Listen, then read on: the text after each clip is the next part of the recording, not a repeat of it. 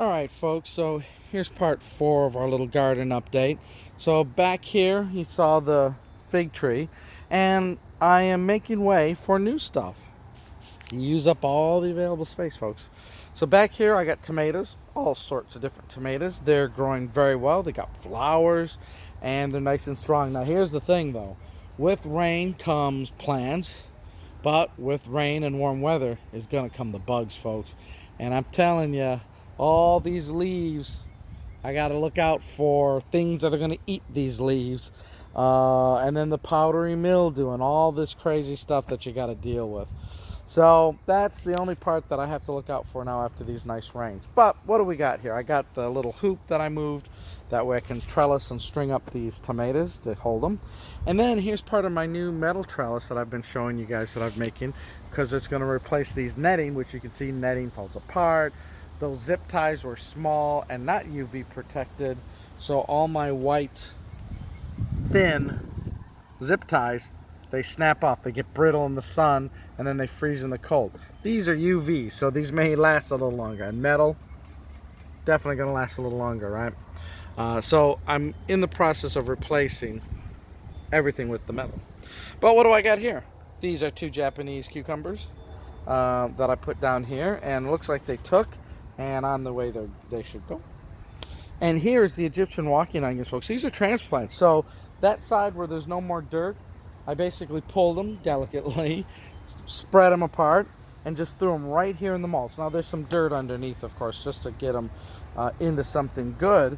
But I was a little worried, would that disturb the roots? Would they not grow? Nope. They're growing perfectly. They're making the tops. So this is going to be my onion bed. I'm going to let them do their thing. Now, last year, if you remember this side of the garden, I had cantaloupe plants, and I planted them right there, and they took off, and they did crazy, and then you couldn't walk up and down. I mean, they just took over every bed. They're like an octopus. So, using the method of vertical growing, I am going to grow up. One, if you leave them on the ground, things come in the middle of the night and eat your cantaloupe. So now I'm going to raise them up. It's metal, so it's going to be able to support the cantaloupe. So I planted these just a couple days ago. I had them just like you saw my other plants ready to go. Put them here in the dirt, moved the mulch out, and it looks like they took. These guys love the heat. Honest to God, in Texas, heat is really something. This gets, you know how they always say, well, make sure they get 6-7 hours a day. These things get morning all the way to 6-7 o'clock at night. So they're getting sun all day long. They love it. So I'm putting them back here again. I got the watering that I moved over, and let's give it a try. Like I say, let's grow up and use the space.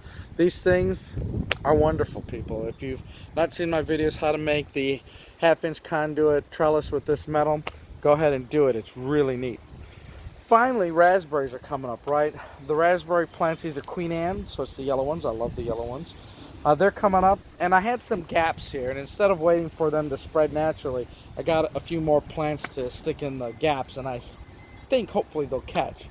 But it's good to see these guys have nice strong canes growing. Happy to see that. This side is strawberries, lots of flowers, so hopefully lots of strawberries.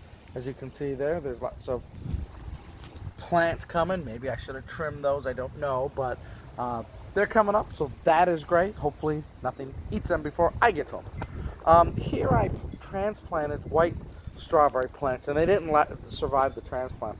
And I put in some bare roots, and they didn't take. So I need to get, if I want white strawberries, I need to get bigger plants, I think, to put in this space. But I got some space here that I can turn walkway into space. Looking here, this side, some onions, right? Got those growing. Some more tomatoes on this side, and some eggplant here, and some more peppers. I think I need to give them, I think they're suffering a little bit. Plants are a little yellow. I think I need to get some nitrogen in that down here. I don't think my fertilizer's enough. This beds here are a little bit smaller than my other beds, so I'm gonna have to take a look at the nutrient level here. I put some cucumbers here, some Armenian cucumbers, Japanese cucumbers. Hopefully they'll start to take off. They're growing well. And then potatoes. I had some extra room for potatoes, and so I put my potato plants here. They got nice plants, so they're growing.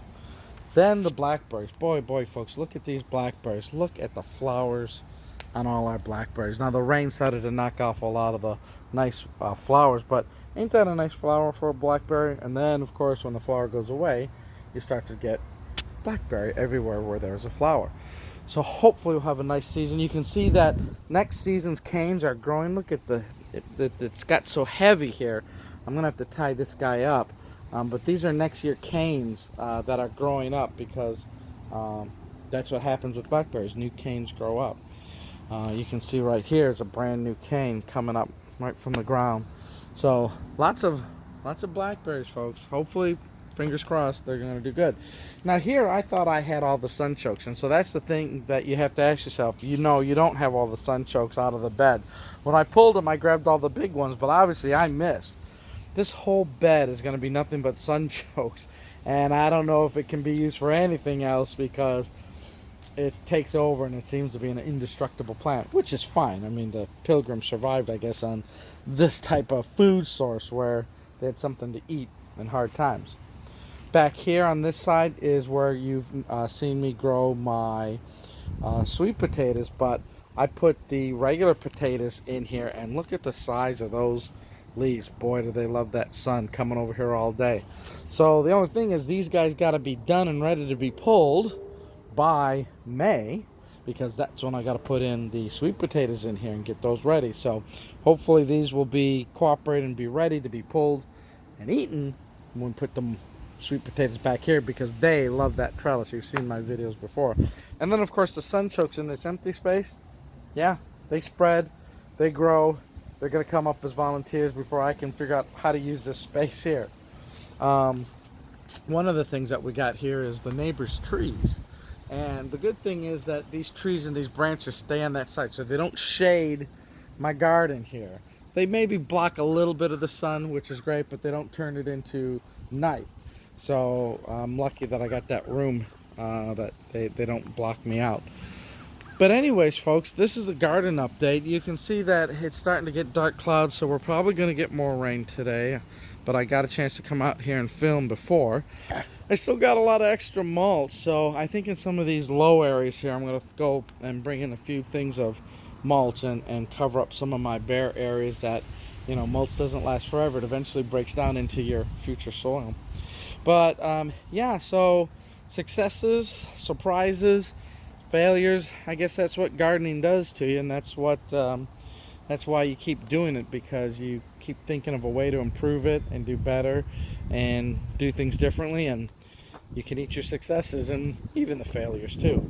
So wherever you live, hopefully your garden is going to be coming into shape. Maybe you go down the path where it starts off with one bed, and then like me, your whole backyard turns into the food forest, like all those other folks that you might be watching on YouTube too, who have been doing it for way longer than me and probably even more successful.